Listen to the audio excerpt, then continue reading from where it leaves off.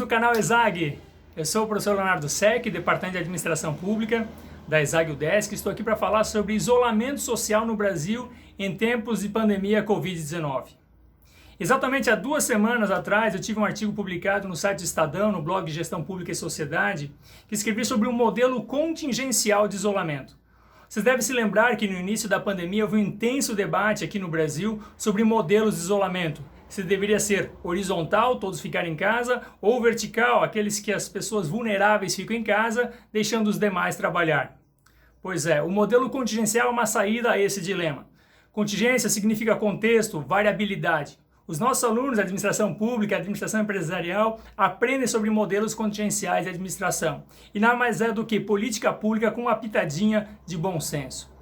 O Brasil, como vocês sabem, é um país muito grande e diverso. Está sofrendo de maneiras muito diferentes a pandemia e seus efeitos na economia e na saúde das pessoas. Só para você ter uma ideia, dos 5.570 municípios, metade ainda não registrou nenhum caso. Em Santa Catarina temos 161 municípios que registraram pelo menos um caso de Covid-19, ou seja, 55% dos municípios já tiveram caso, enquanto em 45% ainda não tiveram casos confirmados. Se em Belém, Manaus, Fortaleza e Rio de Janeiro a situação já é crítica nesse momento, em outros lugares como Santa Catarina a taxa de ocupação dos leitos de UTI ainda é inferior a 20%.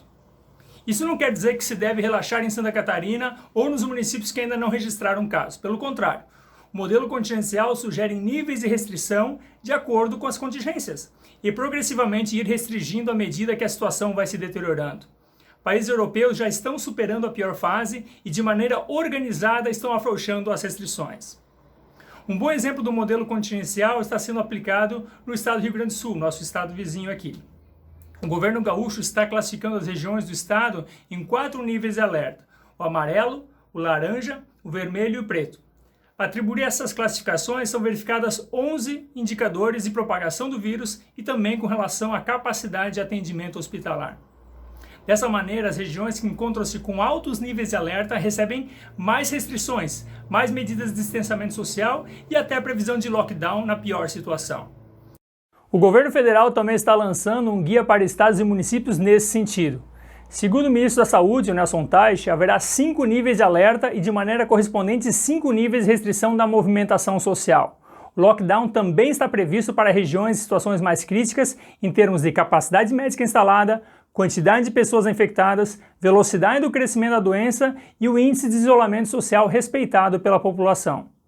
Para qualquer modelo de controle de epidemia funcionar, 2 requisitos são necessários. Primeiro, teste em larga escala para a gente entender a real situação dos contágios e o segundo, o controle da movimentação das pessoas, seja dentro do município ou entre as regiões. Analisando os gráficos de crescimento da Covid-19 no Brasil, temos um cenário ainda muito preocupante. As medidas restritivas tomadas no início da pandemia, especialmente pelos governos estaduais e municipais, tiveram efeito de choque nas pessoas, né? A gente começou a utilizar máscara, fazer higiene nas mãos, manter a distância.